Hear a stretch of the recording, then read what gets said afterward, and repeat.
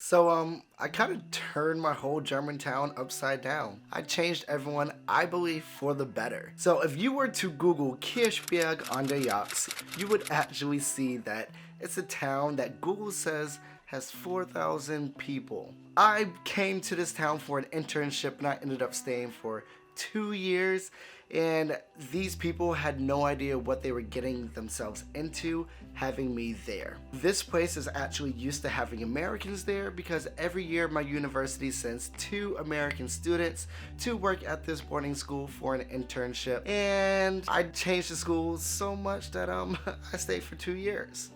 Yeah. But first things first, I changed this town because a lot of these people never saw a black person before.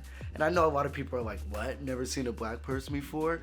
Well, when you live in a small town where no one actually wants to go or visit, yes, I'm saying no one wants to visit. It is small. There is nothing there, okay? They don't have a lot of visitors or black people there. And so I had to teach them how to talk to black people. When I first arrived, so many people was like, hey, what up, my nigga? And I was like, no, pause. We don't say that word. I personally don't even say the N-word, so I didn't feel like other people should be saying it either. Granted, a lot of people only knew things from songs and from movies, and the N-word is kind of thrown out a lot. I don't think anyone should be saying it. Just my opinion though. You wouldn't believe how many times when I went to the grocery store, I would get the stare. So many people were like, oh what, there's a colored person here in our town, and they would just stare and watch me walking down the street and everything because they just never seen someone like me before. There was also a barbershop in this town, and I went once and I never went again because they messed up my hair so bad. I just told them to cut it off. It was just bad. Even one of my colleagues, she was with her little granddaughter, and the granddaughter was like, hey grandma, look, it's a black man with a black umbrella. And I was like, what? And she just couldn't help but laugh. And I was like, you gotta love kids. They just say the darndest things, don't they? Another thing that made me change this whole town was my laid back attitude. Since this is a small town, they have their way of life and they find it very, very strict. Especially in Baden-Württemberg. For those of you who do not know, Baden-Württemberg, they are set into rules. They are not known to be super open-minded like the West and the North. It just doesn't happen there at all. And so when I came back super laid back and everyone's like, oh no, you gotta follow the rules with this and that, you gotta enforce them with the students, I was just like, are they hurting anybody? They're like, no. I'm like, are they killing anybody? I'm like, no. Are they hurting themselves? No. So what's the big issue? As long as no one's actually in trouble or doing something wrong, it's like, what's the point in enforcing a rule that makes no sense? Yes, I do know that rules are meant to be there, but for something so small, I was like, what's the point? And I think that's when a lot of the students like fell in love with me. They was like, wow, this guy is really like super laid back and everything.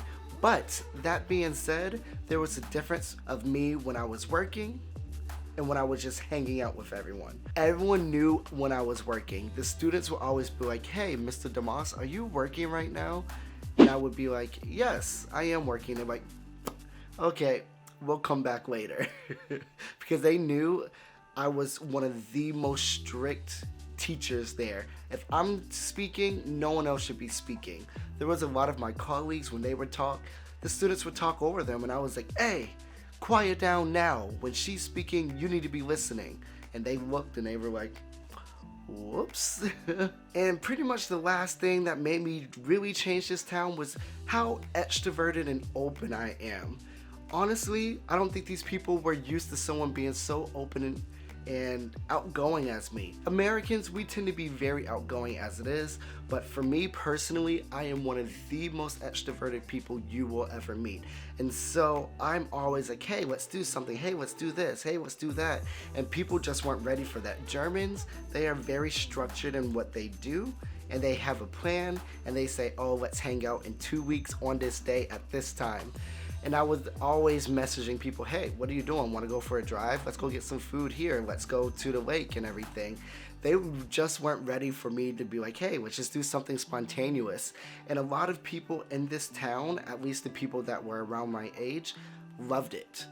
And I can honestly say I was pretty much the glue that kept everyone together in this town, because a lot of these people that I hung out with no longer talk to one another or even hang out with one another, and they were childhood friends.